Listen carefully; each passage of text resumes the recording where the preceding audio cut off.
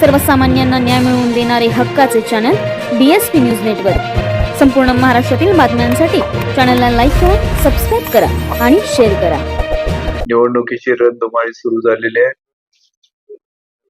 गेले अनेक दिवस मानखटाव मतदारसंघ चर्चेचा मतदारसंघ आहे। राष्ट्रवादी काँग्रेस शरद पवार पक्षाच्या वतीनं सन्माननीय प्रभाकरजी गाडगे साहेबांची उमेदवारी निश्चित झालेली आहे। अधिकृतपणे पक्षाच्या वतीनं आणि महाविकास आघाडीच्या वतीनं त्यांनी उमेदवारी अर्ज त्या ठिकाणी दाखल केलाय आणि तो मंजुरी झालेला आहे। त्यानंतर प्रचाराची पहिली सभा झाली होती। त्या सभेमध्ये मी स्वतः आणि आमच्या सर्व पक्षाचे प्रमुख उपस्थित होते आणि आदरणीय पवार साहेबांनी जो निर्णय घेतलाय उमेदवारी देण्याबद्दलचा, तो निर्णय आमच्या सर्वांसाठी अंतिम आदेश आहे। आणि पवार साहेबांनी आम्हाला सांगितलंय त्या पद्धतीनं प्रभाकर गाडगे साहेब असतील किंवा प्रभाकर देशमुख असतील, त्या दोघांची उमेदवारी एकाच ताकदीनं पुढे नेण्याचं आम्ही ठरवलेलं आहे। आणि म्हणून या मतदारसंघामध्ये परिवर्तनाची जी लाट सुरू झालेली आहे ती अधिक गतिमान करायची आणि या मतदारसंघाला एक चांगलं स्वरूप उपलब्ध करून द्यायचा आमचा प्रयत्न आहे। त्यासाठी आम्ही काही प्रमुख कार्यकर्त्यांच्या बैठका घेतल्या। हे खरं आहे की मी उमेदवारी करणार होतो अशी लोकांची अपेक्षा होती आणि त्यामुळं सुरुवातीच्या काळामध्ये लोकांच्या मध्ये काही नाराजी होती। त्या सर्व आमच्या प्रमुख कार्यकर्त्यांशी आम्ही चर्चा केली। अधिकृत उमेदवार गाडगे साहेबांच्या बरोबरही आमची चर्चा एकत्रित झालेली आहे आणि म्हणून इथून पुढे निवडणूक होत असताना राष्ट्रवादी काँग्रेस शरद पवार पक्षाच्या वतीनं जे अधिकृत उमेदवार गाडगे साहेब आहेत त्यांच्या मागं ठामपणे उभा राहून त्यांना विजय करण्यासाठी मी स्वतः आणि पक्षाचे सर्व कार्यकर्ते त्या ठिकाणी कार्यरत राहणार आहे। हे होत असताना तालुक्याचं एकूण परिवर्तन का घडतंय किंवा त्या दिशेनं वारं का जात आहे त्याचा जर तुम्ही मागोवा घेतला तर तालुक्याचे जे प्रमुख प्रश्न आहेत आणि राज्याचे प्रमुख प्रश्न आहेत त्याचा विचार केला तर राज्यापासून आपण विचार केला तर आदरणीय पवार साहेबांनी 4 वेळा मुख्यमंत्रीपद त्या ठिकाणी होतं। इतरही देशाच्या पातळीवरती महत्वाची पदं साहेबांनी त्या ठिकाणी प्रत्यक्ष काम केलेलं आहे। या सर्व वाटचालीमध्ये आदरणीय पवार साहेबांची भूमिका खऱ्या अर्थानं महाराष्ट्राच्या हिताची आहे। पुरोगामी विचार समोर ठेवून सर्वसामान्य माणसं, सर्व धर्माची जातीच्या माणसांना एकत्र करून त्या ठिकाणी पुरोगामी विचारानं वाटचाल करायची अशी ठाम भूमिका आदरणीय पवार साहेबांनी घेतली आणि त्यामुळे राष्ट्रवादी पक्षामध्ये जरी फूट झाली तरी त्यानंतर पक्ष अतिशय जोमाने उभा राहिला। पवार साहेबांचे प्रचंड कष्ट, त्या ठिकाणी असलेली जिद्द आणि दूरदृष्टी आणि लोकांचा प्रचंड विश्वास, कारण आतापर्यंत गेल्या 50-55 वर्षापेक्षा जास्त समाजकारण आणि राजकारणात असताना पवार साहेबांनी जो लोकांना विश्वास दिलाय, प्रामुख्यानं सर्वसामान्य माणूस आणि शेतकऱ्याला जो विश्वास दिलाय, त्यामुळं आज पवार साहेबांचा शब्द प्रमाण मानून लोक त्या ठिकाणी पुढे जात आहेत असं आपल्याला महाराष्ट्रात पाहायला मिळतंय। असे फार थोडे नेते आहेत की ज्या नेत्यांचा थेट लोकांशी संपर्क आहे आणि ज्या नेत्यांच्या शब्दावरती त्या ठिकाणी लोकांत विश्वास ठेवून पुढे जातात।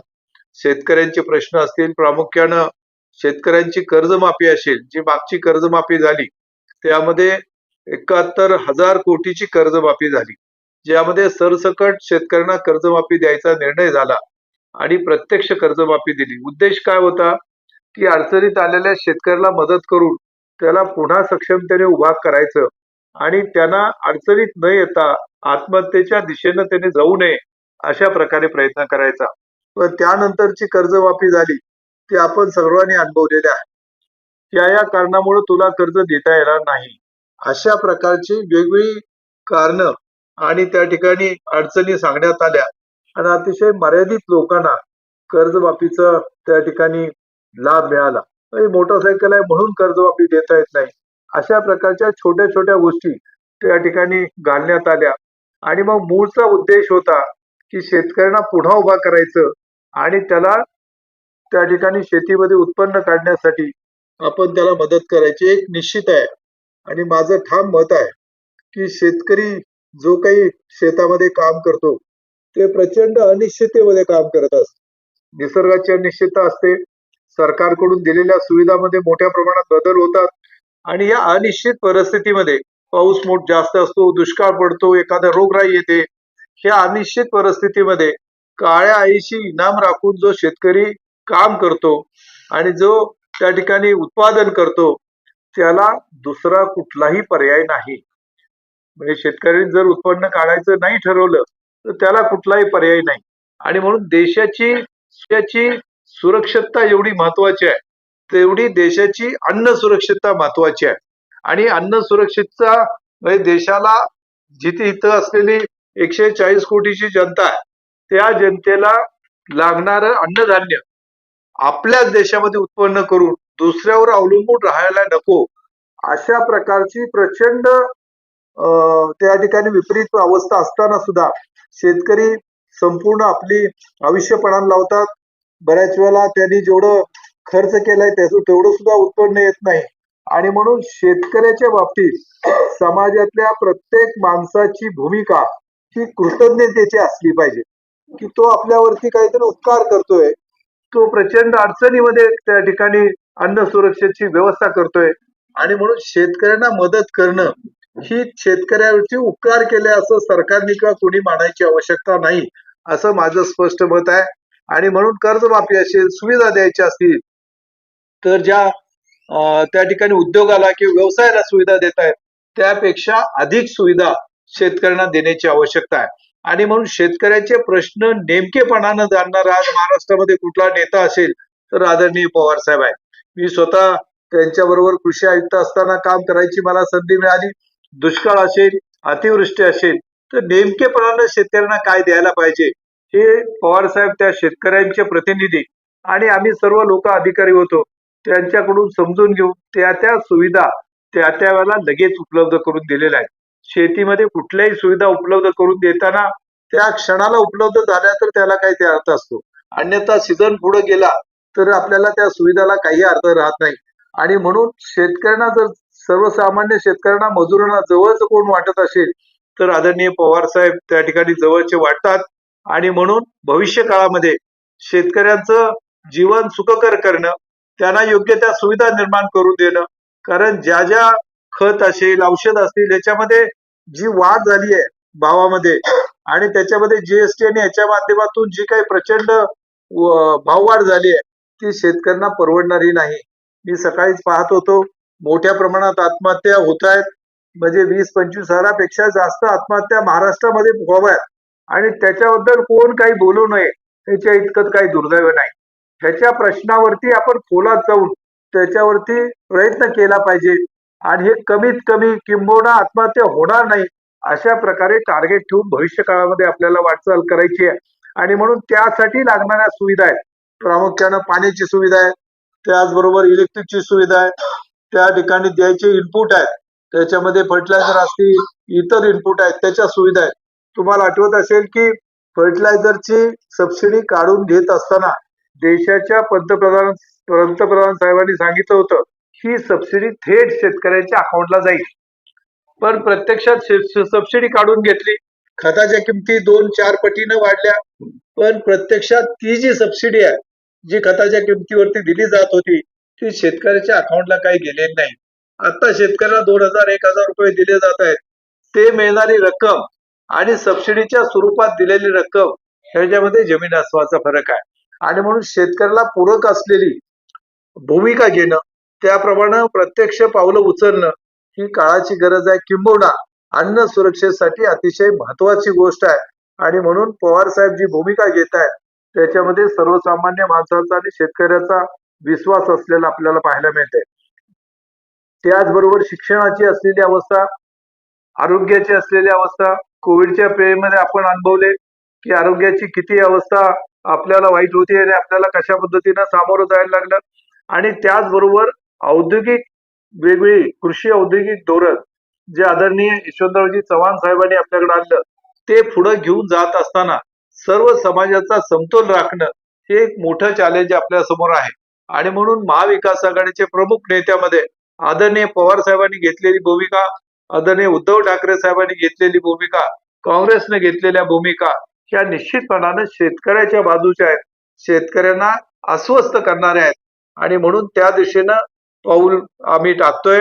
त्याचबरोबर मान आणि खटावचा विचार केल्यानंतर जे काही प्रमुख प्रश्न आपल्याकडे आहेत, पाण्याच्या प्रश्नाबद्दल इथले लोकप्रतिनिधी सातत्यानं सांगतात की आता दृष्टीक्षेपात आले, म्हणजे प्रश्न संपायच्या दृष्टीक्षेपात आलाय, अंतिम टप्प्यामध्ये आलाय.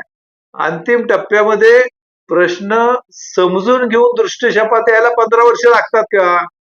प्रश्न पूर्णपणे मार्गी लावायला 15 वर्ष लागतात. पण दुर्दैवानं आतापर्यंत जे काही पाणी उपलब्ध झालंय त्यातलं तिसरा हिस्सा सुद्धा पाणी आपण वापरू शकत नाही. हे काय कार्यक्षमतेचं लक्षण आहे असं मला वाटत नाही. आणि म्हणून जे काही दृष्टीक्षेपात आणलंय म्हणून सांगितलं जातंय, हिंगणीला पाणी गेल्याशिवाय अर्ज भरणार नाही. गेलं का हिंगणीला पाणी?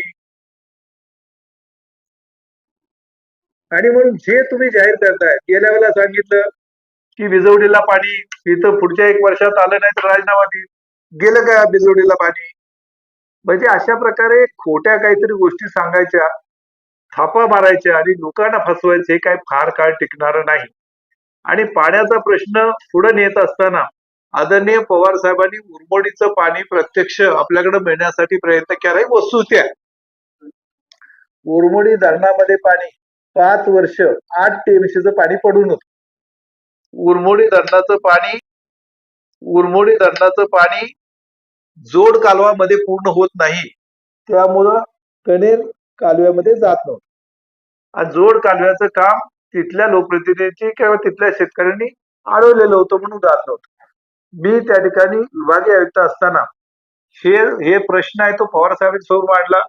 तिथले लोकप्रतिनिधी आदरणीय आमदार शिवेंद्रराजे भोसले यांना साहेबांनी बोलवलं आणि तो प्रश्न जो काही लोकांनी अडवलेला होता तो मार्गी लागला. आणि पहिल्यांदा पाणी उरमोडीचं साठलेलं पाणी ते 5 वर्ष साठवून आपण 8 टीएमसी पाणी ठेवत होतो, ते कणेरच्या कालव्यामध्ये आलं. आणि म्हणून पवार साहेबांचं प्रत्यक्ष उरमोडीचं पाणी आपल्याला मिळण्यासाठी मोठं योगदान आहे. उरमोडीचं पाणी ज्यावेळेला आलं त्यावेळेला आदरणीय पवार साहेब खासदार या ठिकाणी होते, त्यामुळं पवार साहेबांनी काय केलं नाही. म्हणून आपल्याला प्रसिद्धी मिळवण्यासाठी काय ज्या काही बोललं जातंय ते दुर्दैव आहे. आणि त्याचबरोबर टेंबूचं पाणी 2.5 टीएमसी पाणी केवळ आणि केवळ पवार साहेबांच्या प्रयत्नामुळे महाविकास आघाडीचं सरकार असताना मिळालेलं आहे. औंधचं जे काही 16 गावांचं, औंधचं 16 गावं, नाशिकची 4 गावं, यासाठी 1.25 टीएमसी पाणी सुद्धा महाविकास आघाडी सरकारच्या काळामध्ये मिळालेलं आहे. आणि म्हणून पाण्यासाठी न केलेल्या कामाचं श्रेय जर इथले लोकप्रतिनिधी घेत असेल तर ते दुर्दैव आहे. लोकांना वस्तुस्थिती सगळी माहिती आहे. तुम्ही जास्त काळ लोकांना थापा मारून पुढे जाऊ शकत नाही. हा पाण्याचा जसा प्रश्न आहे तसं आम्ही ठरवलंय की पाण्याचा प्रश्न ठराविक कालावधीमध्ये पुढच्या 5 वर्षामध्ये अंतिमरित्या त्याच्यावरती उत्तर मिळालं पाहिजे, प्रत्यक्ष पाणी मिळालं पाहिजे. आणि त्याचा आराखडा तयार करून वॉटर ग्रीड करून त्या ठिकाणी पाण्याची उपलब्धता सर्व भागामध्ये आपल्याला उपलब्ध होण्याची आवश्यकता आहे. त्या दृष्टीनं वाटचाल व्हायला पाहिजे. प्रत्यक्षात ती वाटचाल झाली नाही आणि केवळ गेल्या वेळेला पूजन केलं या ठिकाणी बिजवडी आणि या परिसरामध्ये पाणी देणार म्हणून ज्या पाईपचं पूजन केलं त्या पाईपला 5 वर्षानंतर पुन्हा काही कुठे गेल्या विचार नाही. आता जे पाईप आल्या त्या पाईप पुन्हा एकदा पूजन केलं.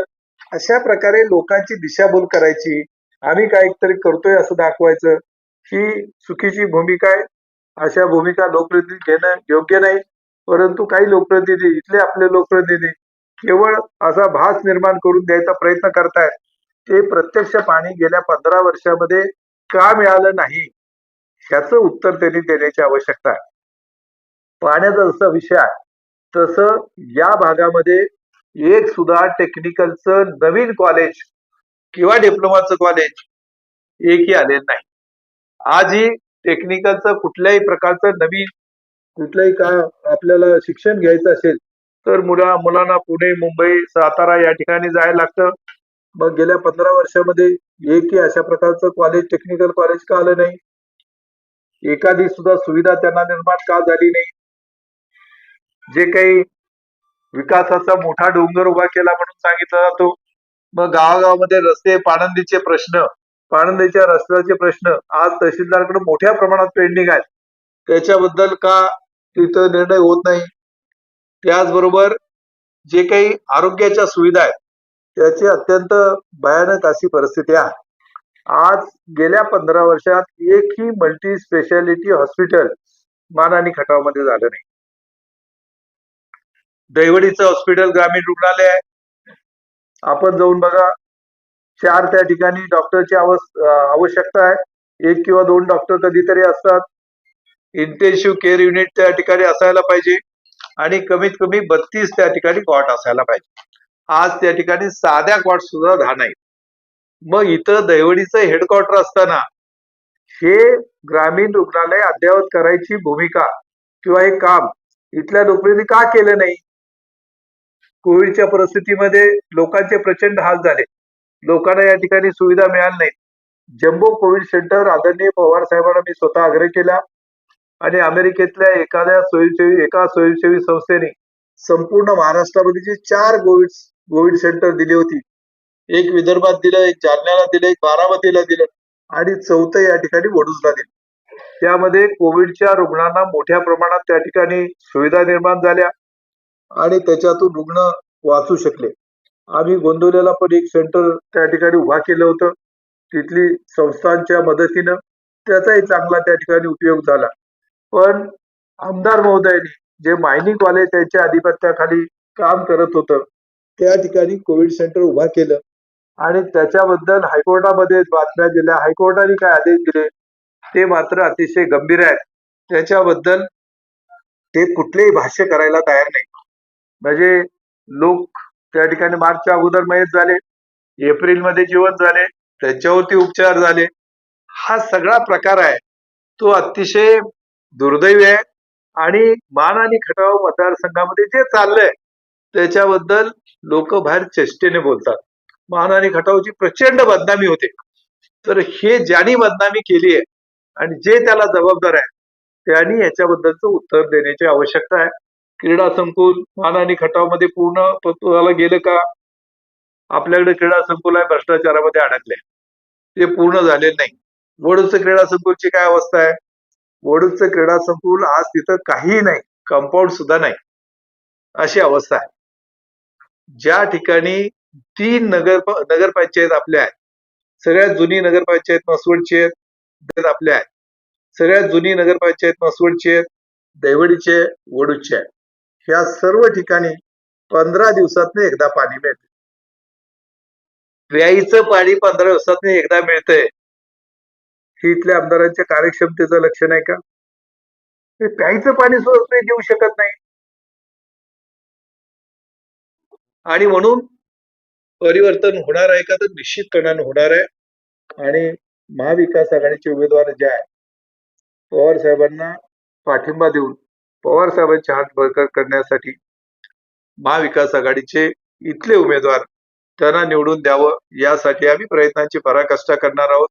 माझे सर्व कार्यकर्ते, राष्ट्रवादी काँग्रेस पक्षाचे कार्यकर्ते आणि आमचे घटक पक्ष आहेत, त्याच्यामध्ये काँग्रेस असेल, शिवसेना असेल, ते निश्चितपणानं या उमेदवाराला विजय करण्यासाठी प्रयत्नांची पराकाष्ठा करतील आणि इथले उमेदवार प्रभाकर गाडगे साहेब विजयी होतील असा मला त्या ठिकाणी विश्वास वाटतो. आणि त्या दृष्टीनं पुढची 15 दिवसाचा जो काही कालावधी आमच्याकडे 15 दिवसाचा आहे तो कालावधीमध्ये ही यंत्रणा अधिक सक्षमपणे पुढे नेण्याचा आमचा प्रयत्न आहे. आणि खऱ्या अर्थानं मान आणि खटावचा विकास होत असताना जे लोकांना अपेक्षित आहे ते व्हायला पाहिजे. त्या ठिकाणी सांगोल्याला